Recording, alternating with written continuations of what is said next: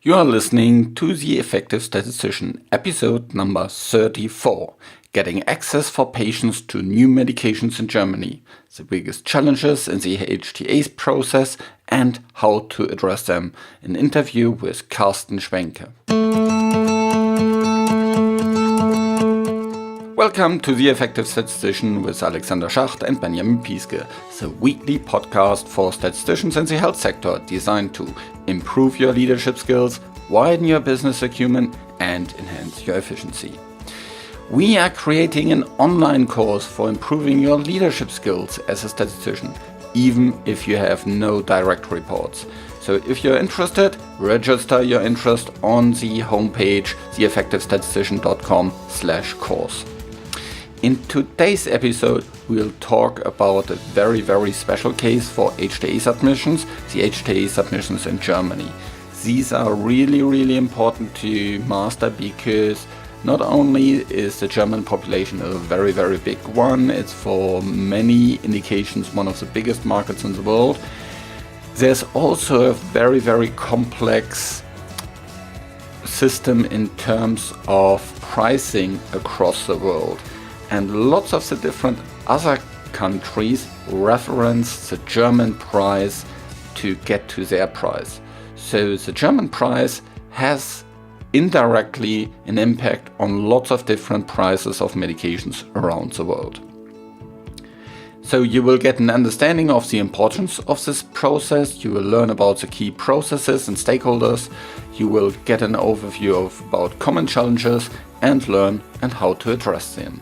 This podcast is created in association with PSI, a global member organization dedicated to leading and promoting best practice and industry initiatives. Join PSI today to further develop your statistical capabilities with access to the special interest groups, the video-on-demand content library, which actually has very, very nice things for the episode today, free registration to all PSI webinars, and much, much more. Visit the PSI website at psiweb.org to learn more about PSI activities and become a PSI member today. Welcome to another episode of The Effective Statistician. And I'm here again with my co-host Benjamin Pieske. Hi Benjamin, how are you doing? Hi Alex, I'm very well, thanks.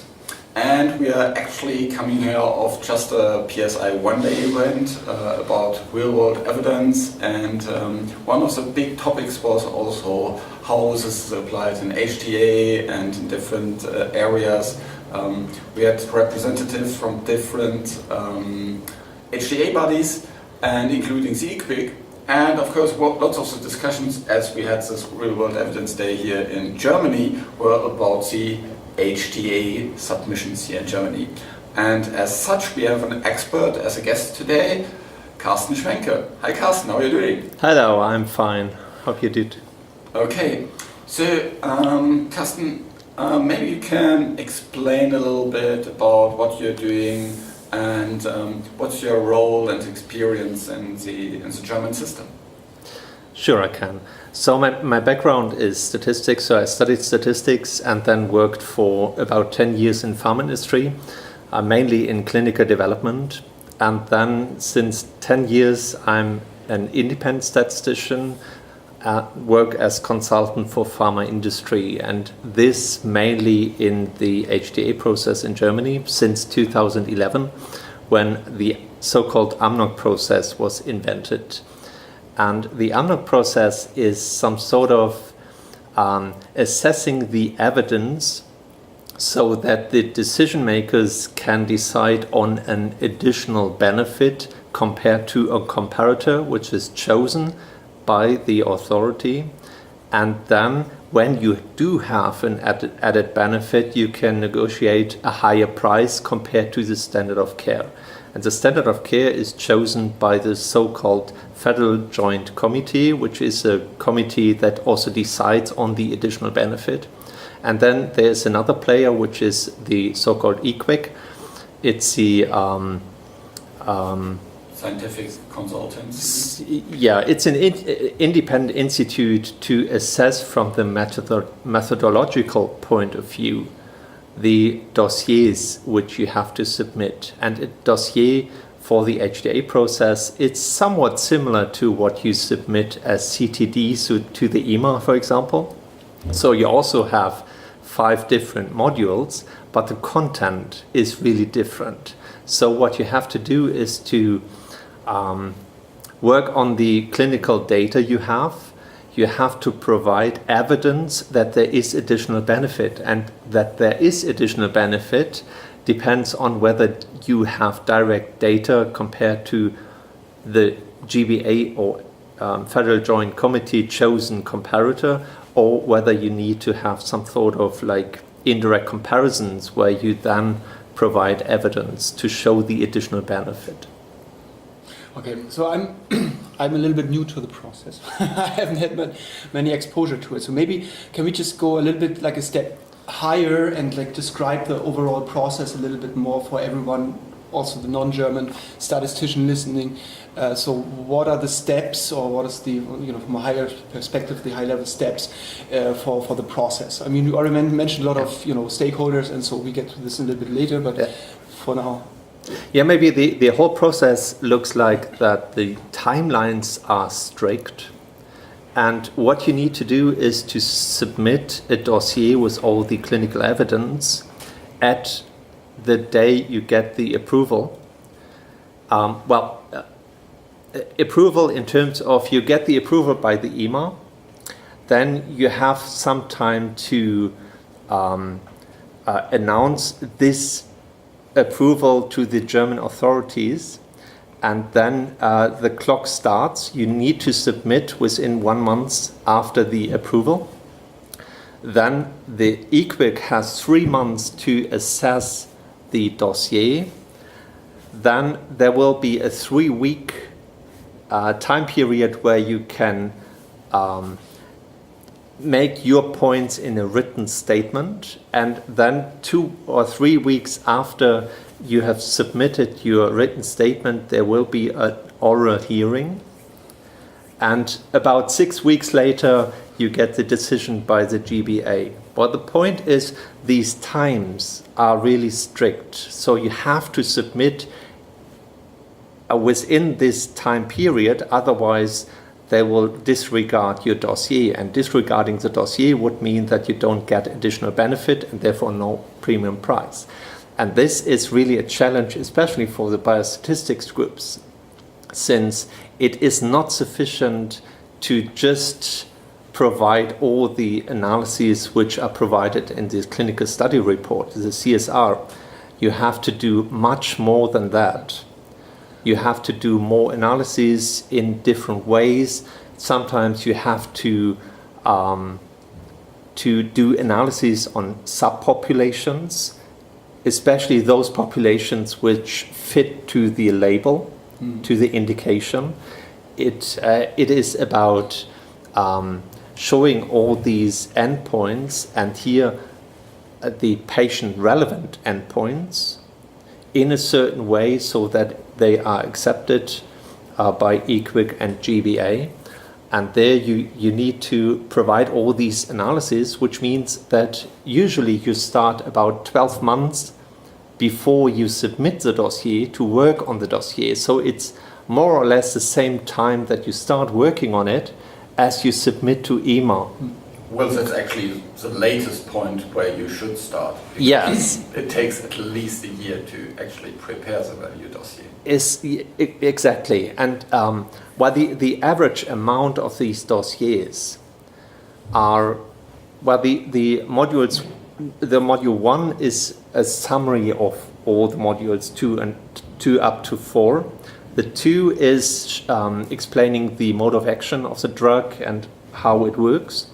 The 3 would be the prevalence, incidences, showing which comparator is appropriate, all these things, the costs, where the statisticians are usually not so heavily involved, but the module 4 is a big one. And the module 4, there you need to provide all the evidence. And the module 4 is, on average, in a range of 500 to 3,000 pages, full of documentation full of tables, full of figures, full of text, where you provide all the evidence, and this is then assessed by EQUIC. So, and to fill this 2,000 pages, you need to be really prepared to have all the resources already in place, that someone can do all these analyses to then put into the dossier. And one point to have in mind, this dossier is actually in German language. Yes, it's in German language. Although the whole process is in German language.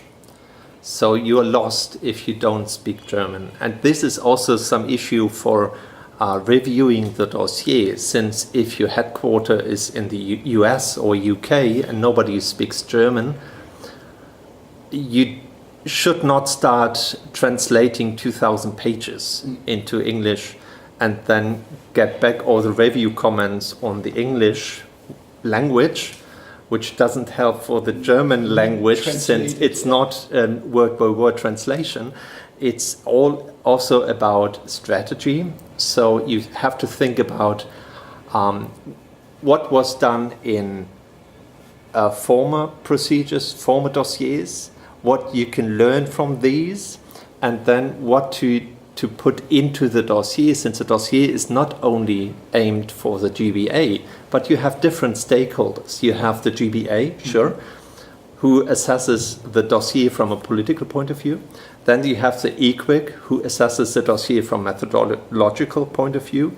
Then you have the clinicians in the medical societies who somehow are addressed, since they want to see how the drug works. You have other stakeholders like patient representatives who need to be convinced that the drug is good. So you don't write the dossier for one stakeholder, but for a couple of stakeholders, and you have to somehow convince all of them, which is a challenge, definitely. It is, yeah. Especially now, since you, for example, for what you mentioned, the part 3 about the economic side of the dossier. So I mean, you need to work together probably quite closely then with other stakeholders within the company, like health economists or who's. Yeah. Well, whom you need is first of all regulatory affairs. Yeah. Since if there is any change in the label, if there's any change in the timelines, if there's any change in the whole submission process to EMA, you need to know in advance or quite early when the decision comes out. So you need to get all the regulatory documentation, like the day 80, day 120, day 150 reports. Also so that you are into the dossier as well. Yeah. Yeah. Module 5, I think. You need to provide these, but also if there's any change, you need to know, since sometimes you need to reanalyze all your data, since the label looks different. You have a different subpopulation which is covered by the label, and then the total population doesn't work anymore. So you need the analysis for a certain subpopulation, and this is really a mess if you don't have enough resources to do this. And this needs to be known by the statisticians who do program the analyses, since they need to know that there might be the case that they have to rerun, so they need to set up all the programs that this can be done easily. So just as an example, it could be the case that you have run your study in a population that includes various pre-treatments, and then and maybe and what the label basically in the end says, oh, it's all approved for these 4 pre-treatments, but not for the 5th one that you have also in your study, and that maybe include, let's say, 25% of your population.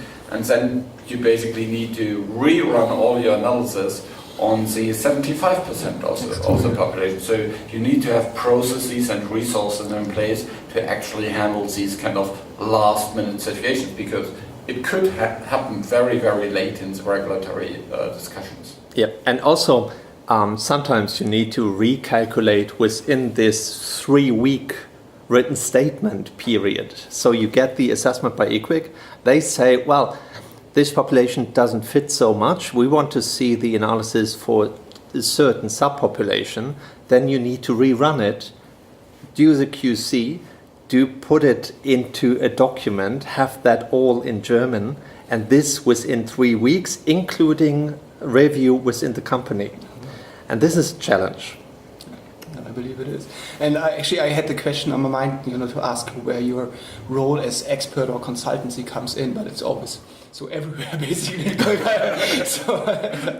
Well, my role is more or less, in the first place, helping with the strategy. So to review what is there, so all the evidence which is available, to review what is the indication, does the study fit to the indication, which does the comparator fit to the comparator of the GBA, how can the study be sliced down so that at least a subpopulation fits to the label at the end, to check whether there needs to be indirect comparisons, if we need anything else, then to set up this analysis plan.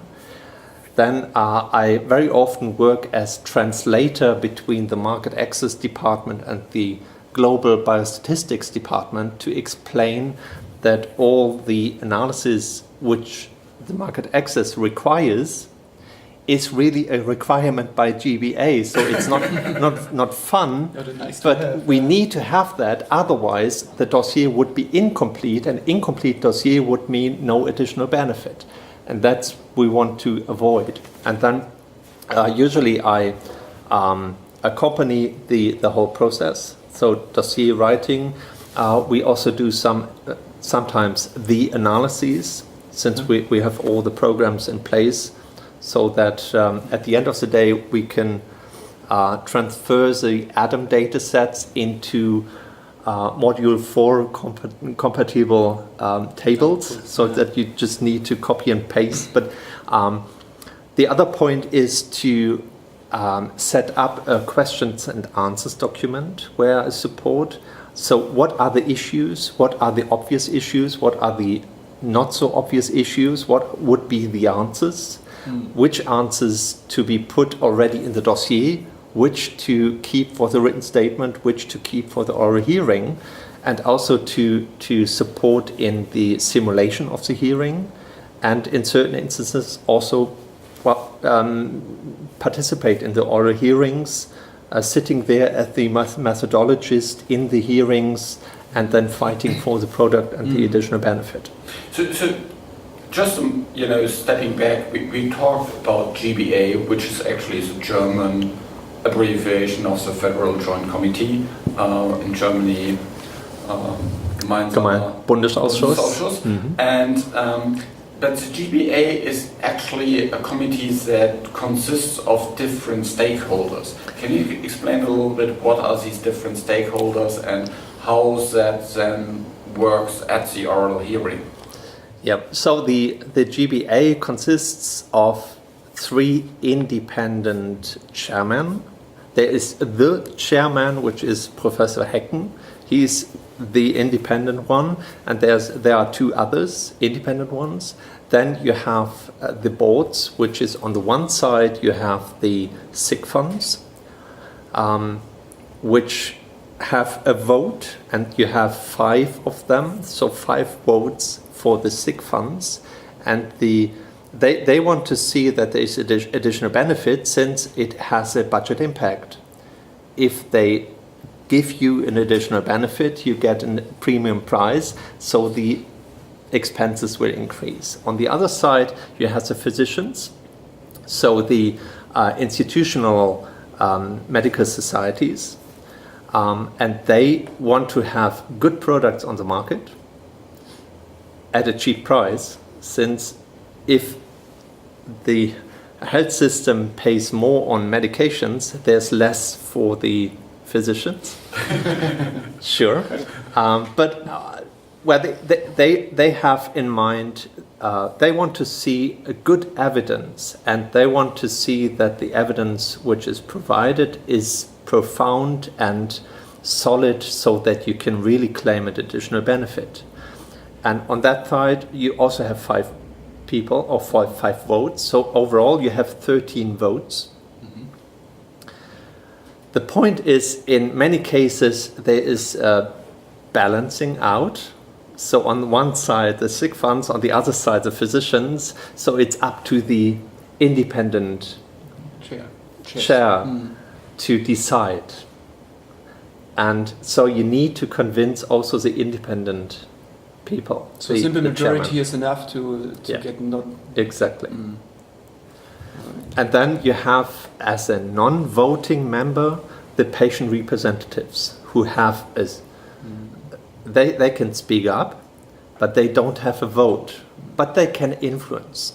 Obviously. And in the oral hearings, you have the key opinion leaders from the medical societies who also can speak up, don't have a vote, but can influence. So overall, it's at the end of the day, always the question, is there really an unmet medical need, or is it some Me Too product? Is there good evidence in terms of direct evidence, and are the endpoints patient relevant? And for example, progression-free survival in oncology is not seen by GBA as patient relevant. Patient relevant would be overall survival or quality of life or safety. And at the end of the day, you have to provide data on 4 endpoint dimensions, which is mortality, morbidity, quality of life, and safety. And you should provide data on all 4 dimensions. And in many cases, you don't have good data on quality of life, which is a pity since it's so important in the whole process. So it improves now with the new studies, but still we are not there where we need to be. And that's the good thing.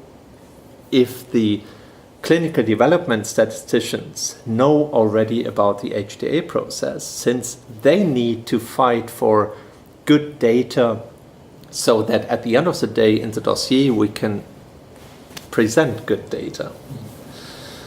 So what does good data mean? So obviously that is after you have achieved regulatory approval. So you could just argue, well, the EMA already said you had good data, so what kind of other good data do you need to get here to be successful here? Because obviously it's really important.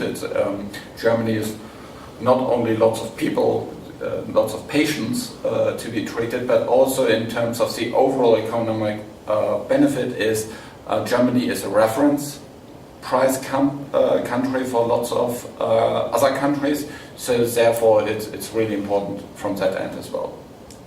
It is what the data you present is slightly different, which you present to EMA compared to what you present to the GBA. Since for the GBA, the relevant data is the data of all the patients who were treated within the label. For EMA, they look on, for example, for safety on all studies you have done, also on studies with different doses, different schedules, different patient populations. They check for any signal in AEs, right? In the GBA or in the AMNOG process, to be general, they want to see that the patients who are treated within the label do not have any harm with regard to adverse events, or you may even show some additional benefit in adverse events. So you may gain an additional benefit just by showing that you're better in adverse events and not better, or at least not worse, in efficacy and quality of life. But it's really hard to show additional benefit in safety compared to placebo. Yes, it may happen. Yeah. It may happen especially when you treat symptoms and when you collect data which are not so easily differentiable, symptoms and adverse events. So if you treat diarrhea and you also collect diarrhea as adverse event, you have both in your data.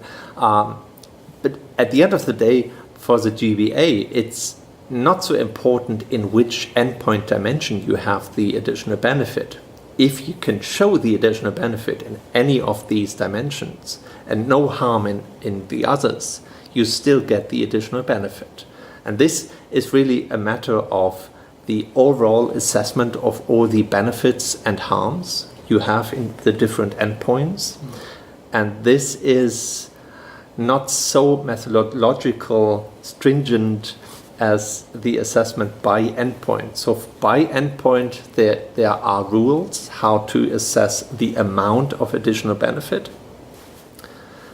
Maybe I should first explain the two dimensions how the GBA assesses the additional benefit, which is the amount, so how much additional benefit you have, so and how certain, effect size, and how certain you are. So whether the evidence you use has a high evidence or it's a low evidence. And at the end of the day, these two dimensions you assess for each of the endpoints, and then at the end of the day you make an overall assessment, a holistic approach, so to say whether overall there will be an additional benefit and how certain you are that this benefit is there. And so you at the end get to, or the GBA will get to the decision. Okay. In terms of the comparison, I think that is very often kind of a matter of debate in terms of many of the phase 3 programs are placebo controlled, and my understanding is you need to have an active comparator that represents a relevant comparator for the GBA, which is usually not placebo, but another active treatment. So it's not about kind of showing you're better than placebo, it's about showing you're better than another active compound, usually. Well, to be more general, it's about standard of care. And the standard of care could be medication, it could be non-medication. But at the end of the day, it's really about what is the standard of care at the moment in Germany, and this is usually chosen as the comparator. It needs to be approved in this indication. It needs to be established. It needs to be hopefully in a good S3 guideline. Then you have a high probability that it is also at least also chosen as a comparator. But in many cases, it's even not a single treatment they chose, but it is something like physician's choice.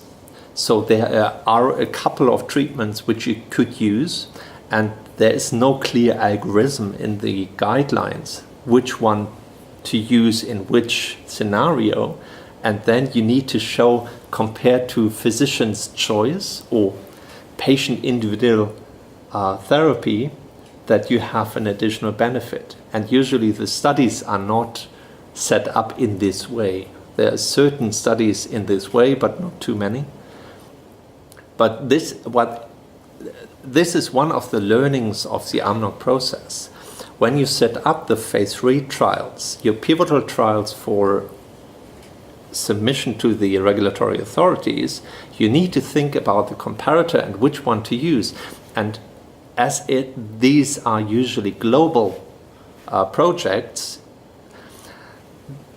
some comparator has to be chosen, and this is not necessarily what you would choose in Germany, but it should be a comparator so that you are able to do at least indirect comparisons in a good way. So you need to use a comparator where you have good data at least, so that you can somewhat translate and do the indirect comparisons. How do you as a company find out what is the relevant comparator of choice of the GBA? Well, you can ask for an advice meeting, so you get advice by the GBA. This implies that you know the indication, or at least the proposed indication in the submission, since it takes a while to get this advice meetings. So it usually takes 10 to 12 weeks from requiring such an advice meeting up to the decision. So when you get the data or the announcement from GBA which the comparator is, usually, well, in most cases, it's quite clear what the comparator should be, since the guidelines are quite clear, or there is no other treatment. So it is best supportive care. And this happens many cases in late line oncology trials where you don't have any standard treatment anymore. The guidelines say, well, try to get into some clinical study, and there it's just best supportive care. But in those cases, it's also in the study usually best supportive care plus placebo. So in most cases, it's quite clear. There are cases where it might be challenging, since you need to ask for this advice meeting. Within these 3 months already, you work on the data, you have a hypothesis what the comparator is, but when you get the comparator decision then after 3 months and it's completely different to what you have expected, then you start from scratch with new analyses, right? Since you have to check whether you have data on this for this comparator. If you need to run indirect comparisons, you may slice down the study population to make the studies more similar. All these issues which you have with indirect comparisons. I was wondering, you mentioned that the GBA is assessing the certainty and effect of the data or of the results. So how does it quantify the price? So is there what is the way of determining the price itself? Is there any guidance and how this is done? Well, this is a good question with regard to, is the price already discussed in this environment? And indeed it's not. It's a two-step approach. The first step is to define the additional benefit, or to come to the decision on an additional benefit based on the evidence. And then the GBA is out and you just negotiate the price with the sick funds. But the price with the sick, or the board of sick funds. And there, the basis for these price negotiations is the decision on the additional benefit. And then there are also other points which come into account, which is a European reference price, prices of similar drugs in the same indication, etc. So but this whole package of negotiation is not within the GBA process. It's a second step. All right, yeah. Yeah, I think that is a really, really important point. So it's very different to lots of other areas like NICE or where you have directly a health economic model and you look into these kind of things, or a budget impact model. That's completely off the table. And I think the important point is you need to have at least a non-quantifiable minor added benefit to have the ticket to go into the price negotiation. Because if you don't have that, then you're even not entering the price negotiation. Am I right? Well, in most cases you still enter the price negotiations, but you have difficulties to get a premium price. But let's assume you have as comparator a good drug which is already on the market. And this good drug has a high price. Well, the rule is that if you cannot show an additional benefit, you get a price which is not higher than the comparator. But if the comparator has already a good price, the aim could be to get along with no additional benefit, and then in the price negotiations have a good anchor for your price negotiations, since the comparator is with high price. Well, this doesn't work if you have several comparators from which one is the high price comparator, but you also have best supportive care, which is cheap. Since best supportive care always also belongs to your patients, since, well, with the treatment with your drug doesn't mean that they don't get any best supportive care drugs anymore. So best supportive care is somewhat the basis, and then you compare your drug price against placebo, so nothing. So well, price negotiations, it's really a separate topic. Yeah. I'm also involved in this, but well, we here now talk about the first step, where all the statisticians from clinical development are also involved. And there it is really that in many cases you also need to run analyses which were not published anywhere else, like subgroup analyses for safety. So you need to run subgroup analysis on all the safety categories, like patients with adverse events, with serious adverse events, etc., which were nowhere published up to that point. But GBA wants to see that. They want to check whether there is any signal for a greater harm or for a lower harm. In any of the subgroups. By the way, speaking about subgroups, what kind of subgroups are we looking into? Well, usually you need to provide analysis for all the subgroups which you defined in your study protocols, but not only for the endpoint where you defined it in the protocol, but for every endpoint. So if you have, let's say, and I had that example, you have 20 endpoints and you have 30 different subgroup definitions, you end up with quite a lot of subgroup analyses. But the point is you need to provide all this, and it's a huge effort to provide all this. It's a huge effort to display these in the dossier. It's a huge effort to come to a storyline, since you have to think about a storyline, how to put all these information pieces together to come to a good story. And this needs to be presented in a way that somebody from the GBA can understand this. And now, how to summarize 2,000 pages of evidence into, let's say, a one-pager.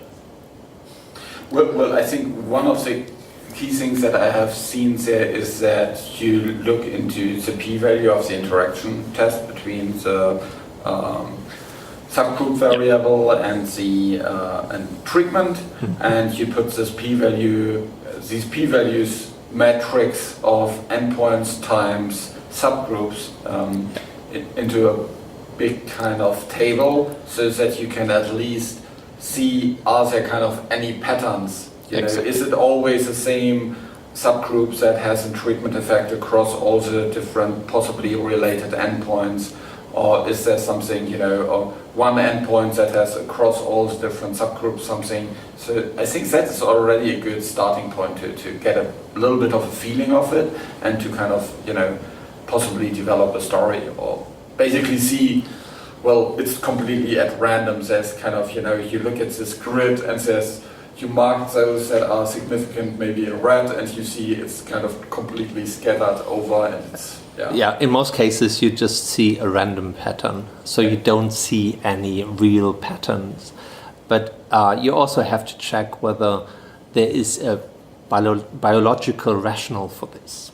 So is there any medical knowledge about this subgroup category as effect modifier or not? Since if there's nothing known, but you see a gender effect in your data for one endpoint, well, it's most probably really a random effect rather than really something. In terms of that, there's some also required subgroup analysis that you need to do. Well, you definitely need to provide subgroup analysis on gender, age, severity of disease, and region. So in terms of, countries. Well, obviously, if you have a study in prostate cancer, gender is not so informative, but in all other cases, you at least need to provide these four, even if they were not defined a priori. But you need to provide also all the a priori defined subgroup analyses. And this is really a huge amount of analysis you need to provide. And I think there it's really, really important if in the protocol you have very good rationale for why you did the analysis, and you have clearly defined kind of, for example, cut points on continuous endpoints, and not something like, oh, we divide by the median of some continuous variable, and we look into higher ups and the lower ups, and then possibly you have different studies, and for each study you have a different kind of cut points, and then it gets really, really nasty. Yeah, absolutely. But also, when you set up a trial, you should think about whether you need the subgroup definition for this study also. In many cases, when you check the protocols for the phase 3 trial, and then you ask back to the clinical team why this and that subgroup is still in, well, in many cases, the answer is, well, we've done that in the phase 2 trial, and we just copy and paste it. But you think about whether you really need this subgroup analysis, and whether you can do something, how to interpret the results at the end of the day. Since you need to report it, if it is a priori defined, and then you should be able to somewhat interpret the results. So what could be kind of the drawback if you have too many subgroup analyses? What could happen in the process? Well, what could happen is that you do see some random pattern, which is unfortunately not looking random. So you end up with the signal which is not really there, but it's just because you have looked at 900 different subgroup analyses, and you will find some of these to show strange results. And then you need to argue against these. And it could be that maybe, then you get additional benefit for just one category of the subgroup, but not for the other. Yeah, could happen. So what very often happen is that they either define subpopulations based on the indication. So if your indication is treatment of first-line patients and second-line patients, GBA will define different comparators for the first-line patients as for the second-line patients. So you have to slice down your study population into first-line patients and second-line patients. If you just have second-line patients and EMA gave you the indication for first-line also, you don't have any evidence for the first-line patients, so you don't get any additional benefit. Happens. The other point is if you have a potential effect modificator. Let's assume you really have differences by age, then you may end up with an additional benefit for the younger, but no additional benefit for the older patients, which has no impact on the ability to prescribe the drug and get reimbursed.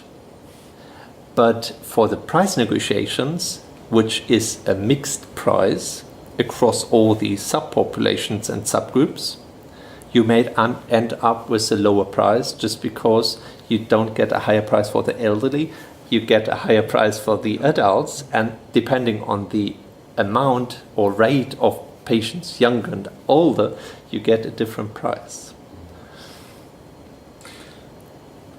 Alexander mentioned before already that the process, we described it in many details now, but you already mentioned NICE, for example. So what are some other key differences? We talked about the price negotiation at the end, but then what are other key differences between other countries? So in the process that we look into in Germany. Well, the main difference between the UK or England and Wales was nice, and Germany was the GBA, is that here we do have this two-stage approach. First is setting the evidence and then negotiating the price. In the UK, it's one step. The other point is here you don't have the economic evaluation. It's just in exceptional cases. So if in the price negotiations you don't come to a price, you can go to an arbitration board. And within the arbitration board, it may happen in future sometime that there will be an economic evaluation.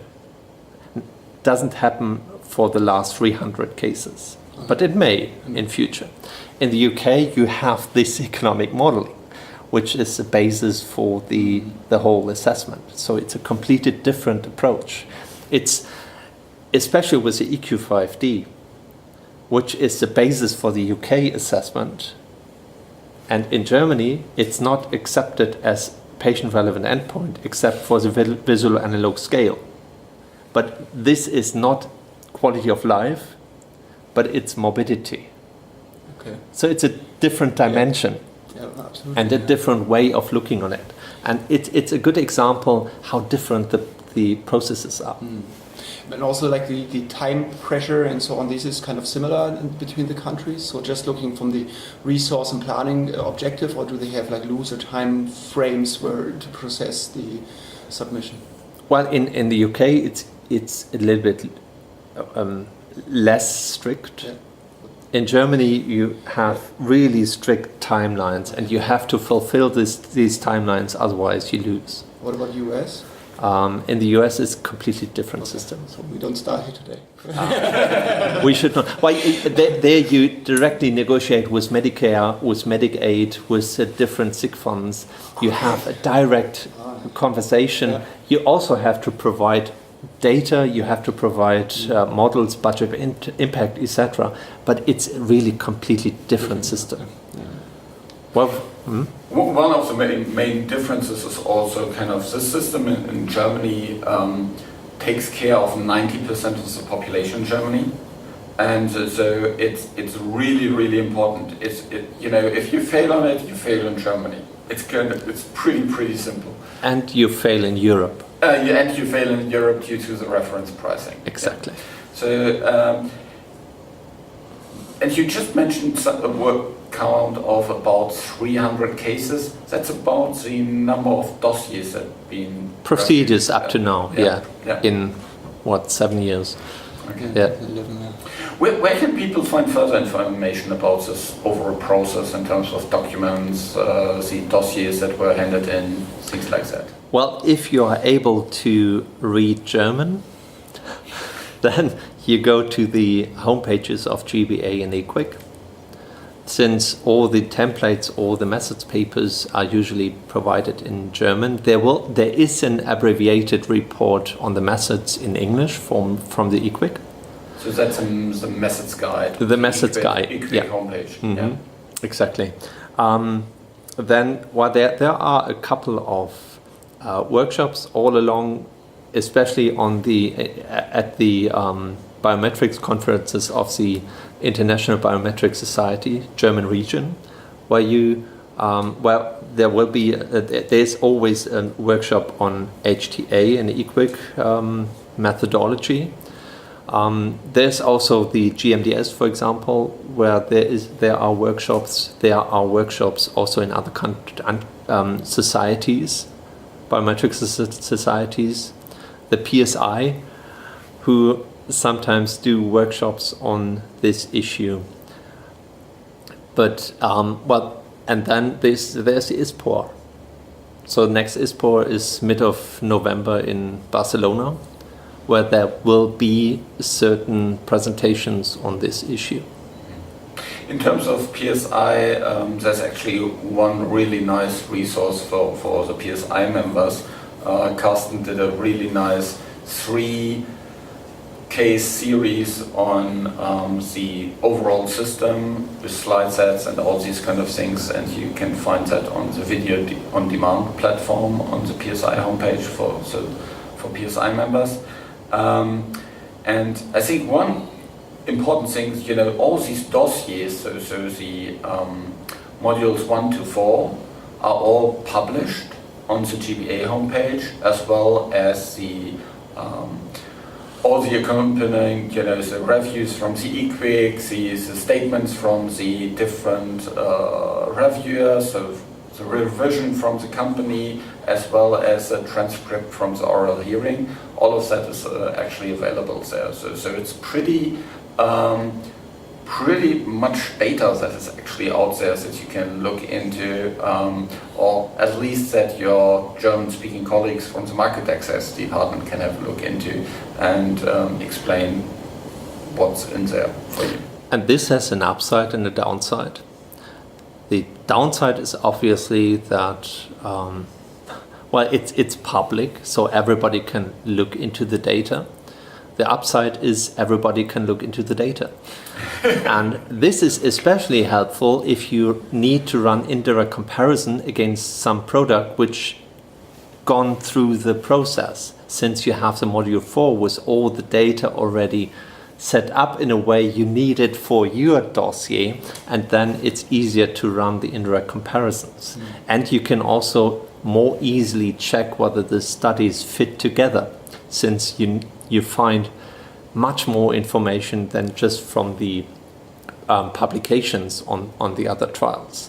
So this is really a good thing. On the other hand, as Alexander mentioned already, in the module 4 at the moment you provide the subgroup analysis only for those subgroups where there is an significant interaction between subgroup and treatment group. So you have, again, a limited amount of data you can use for the indirect comparison, and you may not pick the subgroups, all the subgroups which are important. On the other hand, if all the subgroups would be presented, and this may be in the future, then you need to run all the analysis on all the subgroups and also on all adverse events on a preferred term and system organ class level, which then ends up with a huge, a tremendous amount of data you need to analyze. With that, thanks a lot for the nice talk, Carsten. Just one last thing is, how do people find you in case they do need some support? You just go to my homepage, www.scosses.com, which is the easiest, or you just search my name in Google, and you come to the homepage. Yeah. Or you just go to the links in the show notes of this episode, which I think showed it's a very, very long process. It's very strict from a process point of view. There's clear guidelines on what to do, but on the other hand, you also need to have a very, very good strategy to go successfully through the process, and it really is about good collaboration with your German colleagues to understand where are all the pitfalls, and start with that rather sooner than later. And the major point is having a good strategy and a good storyline at the end of the day. Otherwise, you're lost. Thanks so much. Thanks a lot. Thank you. This show was created in association with PSI. Thanks for listening.